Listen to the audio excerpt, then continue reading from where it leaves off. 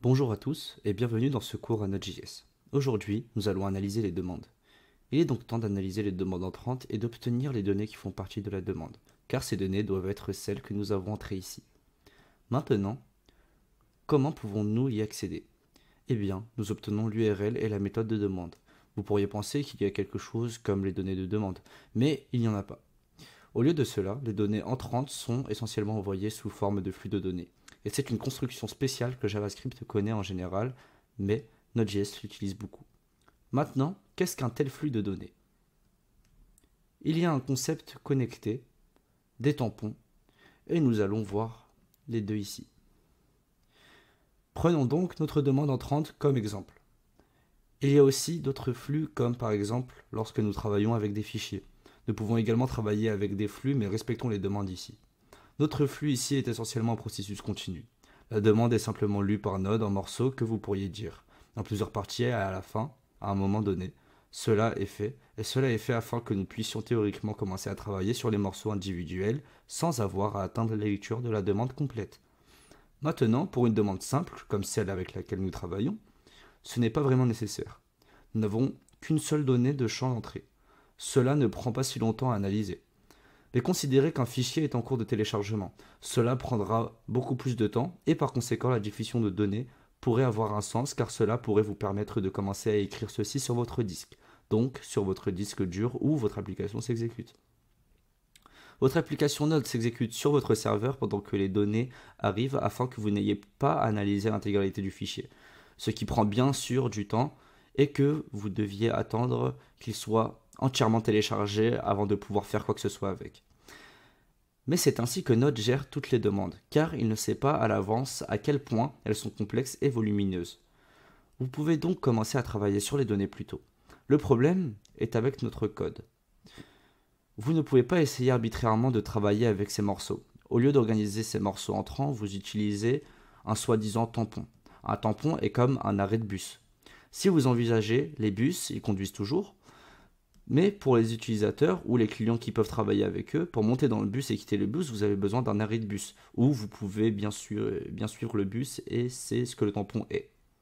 Un tampon est simplement une construction qui vous permet de contenir plusieurs morceaux et de travailler avec eux avant qu'ils ne soient libérés une fois que vous avez terminé et que vous travaillez avec ce tampon. Maintenant, c'est assez abstrait, mais c'est assez facile à faire. Alors voyons comment cela fonctionne dans la pratique. Lorsque nous recevons un message posté avant d'envoyer la réponse et avant d'écrire dans le fichier, nous voulons obtenir nos données de demande. Et nous le faisons en allant à notre demande et en enregistrant un écouteur d'événements. Nous ne l'avons pas fait jusqu'à présent, mais comme je l'ai mentionné, Node les utilise fortement. Pour créer de serveur, il en crée implicitement un pour nous. Maintenant, nous le faisons nous-mêmes en utilisant la méthode on. Maintenant, on nous permet d'écouter certains événements et l'événement que je vais écouter ici est l'événement de données, data. Vous voyez que mon IDE me donne même de l'aide ici et me dit quel événement je peux écouter pour une demande. Donc ici, je vais écouter l'événement de données. L'événement de données sera déclenché chaque fois qu'un nouveau bloc est prêt à être lu. Vous vous souvenez de cette chose, tampon? Il nous aide essentiellement pour cela. Maintenant, nous devons ajouter un deuxième argument, qui est cette fonction qui devrait être exécutée pour chaque événement de données. Vous vous souvenez de createServer? Il avait un concept similaire. Là, nous avons défini une fonction qui devrait être exécutée pour chaque demande entrante. Maintenant, nous définissons une fonction à exécuter pour chaque donnée entrante. Alors là, je vais à nouveau utiliser une fonction de flèche ES6. Vous pouvez également utiliser le mot-clé de fonction. Sans cette flèche, et comme vous pouvez également le voir sur les données, cet écouteur reçoit un bloc de données. Donc ici, nous recevons un chunk, un bloc. Et ce bloc est quelque chose avec lequel nous pouvons travailler ici. Et maintenant, nous devons faire quelque chose avec ce bloc pour pouvoir interagir avec lui. Pour cela, je vais créer une nouvelle constante ici. Et je vais le nommer body. Parce que je vais essayer de lire le body de la requête, le corps de la requête. Vous pouvez le nommer comme vous le souhaitez, mais c'est le corps de la requête avec lequel nous travaillons. Maintenant, body doit être un tableau vide. Et maintenant, dans cette fonction ici, dans l'événement data, je vais prendre mon body et y mettre un nouvel élément. Soit dit en passant, si vous vous demandez comment nous pouvons modifier une valeur constante, cela signifie seulement que nous ne pouvons jamais réattribuer une nouvelle valeur. Nous ne pourrons donc plus jamais utiliser body est égal à quelque chose. Mais avec push, nous changeons l'objet derrière cet élément body. Nous éditons ces données dans cet objet par la valeur elle-même, pas l'objet lui-même.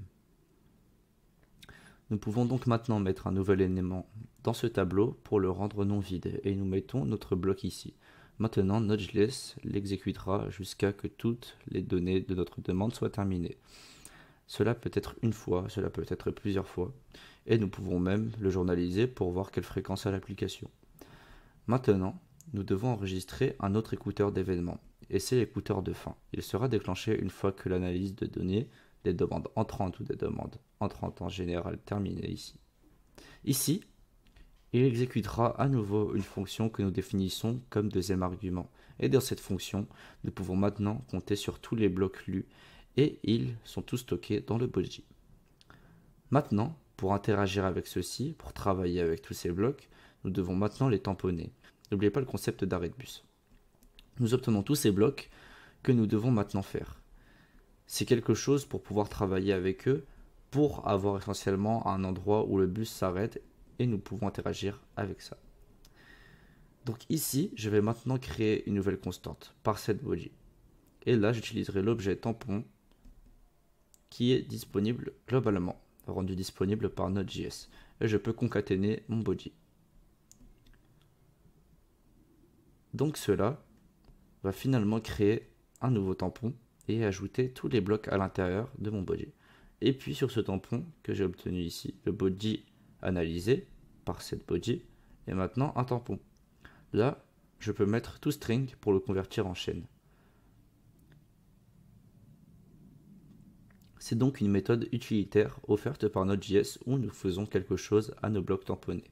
Rappelez-vous que le bus attend maintenant à l'arrêt de bus, pour ainsi dire le tampon est notre arrêt de bus, et maintenant nous faisons quelque chose avec. Ici, nous le convertissons à une chaîne et cela ne fonctionne que parce que je sais que les données entrantes seront du texte car le corps de cette demande sera du texte. S'il s'agissait d'un fichier, nous devrions faire quelque chose de différent, mais ce n'est pas un fichier car nous écrivons du code. C'est donc le parsetBody et c'est maintenant enfin ce avec quoi nous pouvons travailler. Alors sortons également le parsetBody. Alors jetons simplement un coup d'œil au serveur avec le CTRL-C et redémarrez-le. Puis envoyez une autre demande avec un message ici. Et maintenant, si vous regardez ce qui est enregistré, vous voyez deux éléments.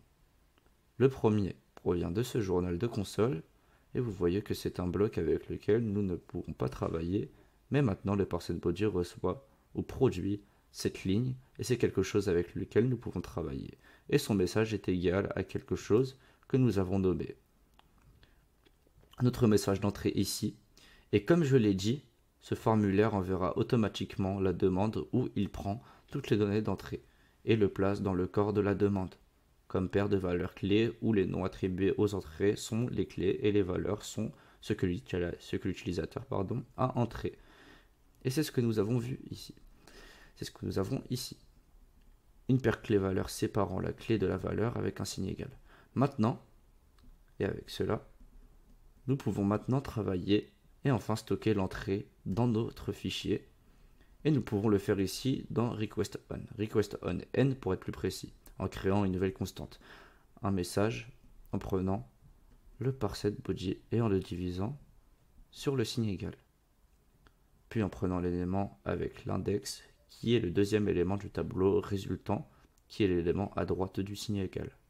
Et maintenant, nous pouvons déplacer la synchronisation du fichier d'écriture dans la fonction de fin. Nous ne voulons pas l'exécuter ici, car cela s'exécutera réellement avant que cette fonction soit mise, car ici nous enregistrons simplement une fonction à mettre dans le futur. Elle n'est pas exécutée immédiatement, rappelez-vous que Node n'attend pas et ne fait pas de pause. Il ne bloquera pas l'exécution du script, il enregistrera simplement comme une action à exécuter, puis continuera immédiatement. Donc, si nous avons quelque chose qui dépend des données entrantes, nous devons également le déplacer dans l'écouteur d'événements afin qu'il fasse également partie du code à exécuter. Parfois, à l'avenir, il ne s'exécute pas trop tôt. Et maintenant, nous pouvons écrire un message dans le message fichier texte. Reprenons maintenant ce fichier une fois de plus et entrez bonjour ici et appuyez sur envoyer. Maintenant, si vous regardez dans le texte du message, nous voyons bonjour. Vous voyez que le point d'exclamation a été encodé. C'est quelque chose dont nous pouvons nous inquiéter plus tard, mais en général, cela a très bien fonctionné. Replongeons maintenant dans ce programme d'écoute d'événements et d'écriture de fichiers car il y a quelque chose de vraiment important que vous devez comprendre.